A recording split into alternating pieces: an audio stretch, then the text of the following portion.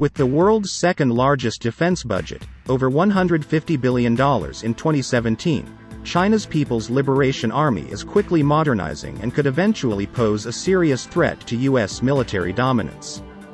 With over 2 million active members, the People's Liberation Army has become the world's greatest fighting force. China has become more diplomatically assertive under President Xi Jinping, and has shown a greater willingness to back up its claims to disputed territory by military displays. The United States and its neighbors have been keeping a careful eye on the situation.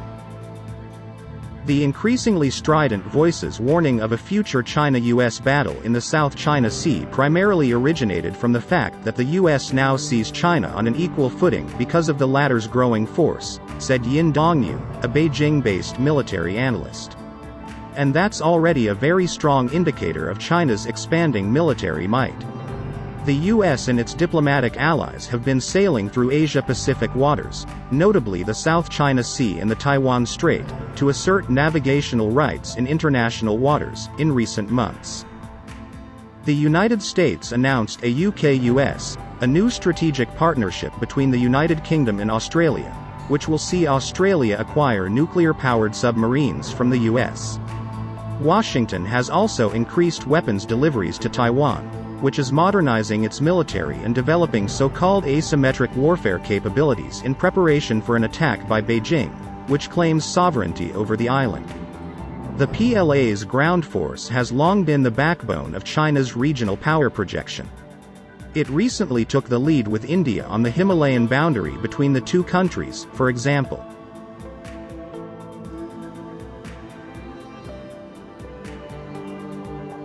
According to the latest Pentagon China military power report, China has over 915,000 active duty troops, dwarfing the United States, which has roughly 486,000 active personnel. The army has also been adding increasingly high-tech weapons to its arsenal. During the National Day military parade in 2019, the DF-41 intercontinental ballistic missile, which experts say could hit any part of the globe, was displayed. Most people's attention, however, was drawn to a DF-17 hypersonic missile. China was claimed to have tested hypersonic missiles twice this year, once in July and again in August, with a top U.S. general praising the achievement as nearly a Sputnik moment, alluding to the Soviet Union's 1957 satellite launch that signaled its lead in the space race.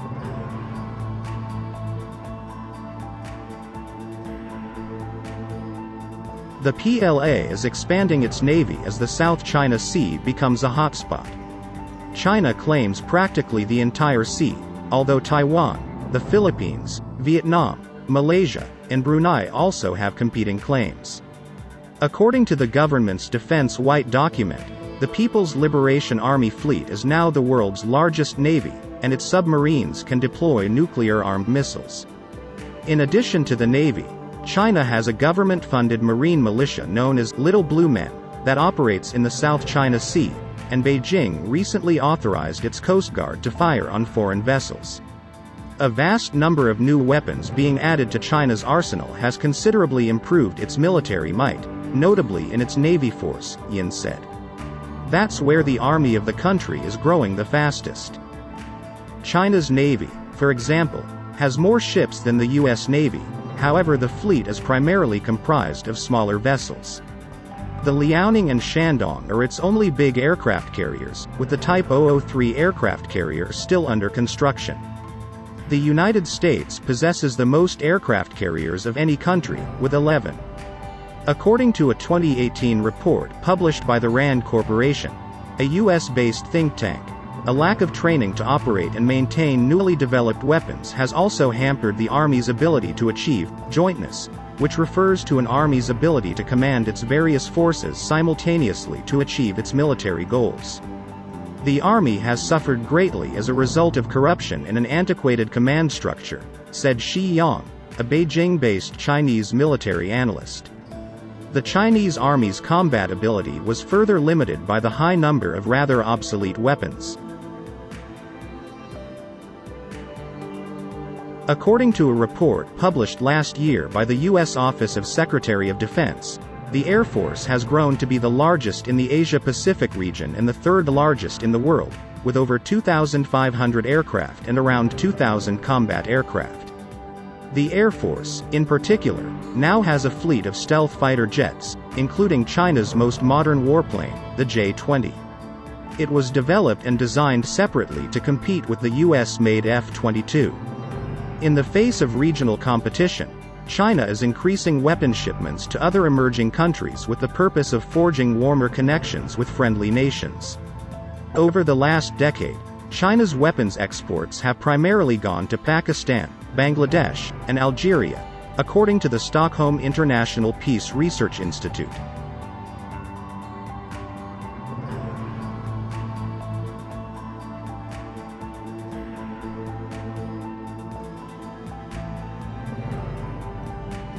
According to SIPRI, China was also one of the world's biggest exporters of armed unmanned aerial vehicles, sometimes known as drones, during the same time period, with customers including the United Arab Emirates and Saudi Arabia.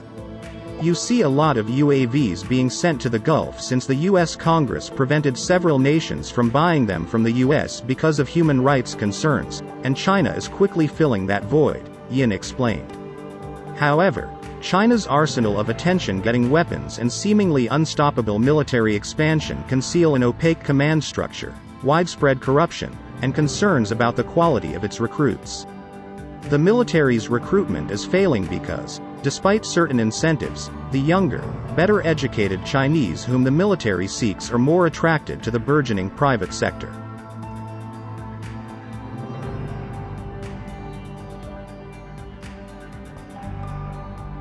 As a result, nearly a third of the PLA's workforce comes from conscription.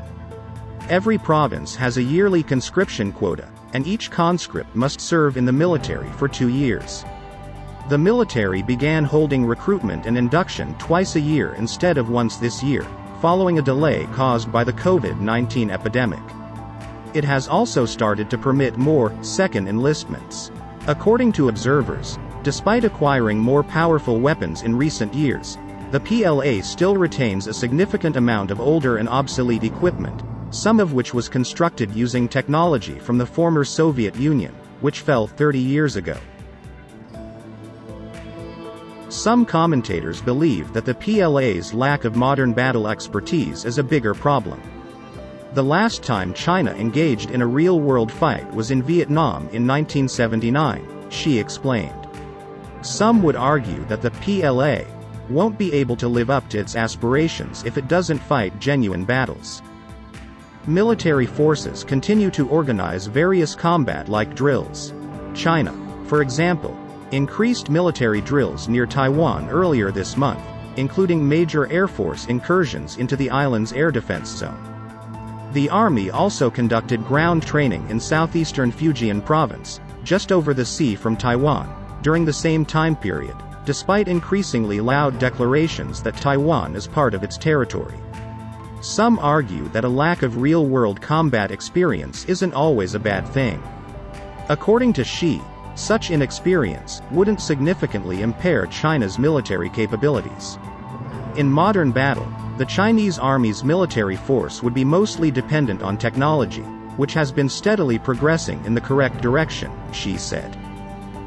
President Xi has taken a number of measures to remedy some of the military's flaws. He has built a new army system, borrowing from the US military, that provides the President's Central Military Commission more direct control over the armed forces. In 2016, 5 theater commands were established across the country as part of the comprehensive changes. Each area's Army, Navy, and Air Force divisions report directly to the theater command, ensuring a more cohesive PLA operation. Xi's leadership has prioritized combating corruption. Hundreds of military officers have been fired after being suspected of receiving bribes and other sorts of misconduct. With an ever-increasing defense budget, Xi is likewise funneling more money to the armed services. Defense received 1.36 trillion yuan, approximately $209.16 billion, in the fiscal year 2021, a 6.8% increase over the previous year. However, it is still a small portion of the U.S. defense budget, which was $705.39 billion in 2021. Many nations in the region have considered China as a threat, and the U.S. is among them, Yin Dongyu said of the region's expanding arms race. With the growing Chinese military power, other countries, with the help of the U.S. both overtly and secretly, are striving to catch up. I don't see this arms race ending anytime soon, given China's more confrontational approach toward its territorial claims.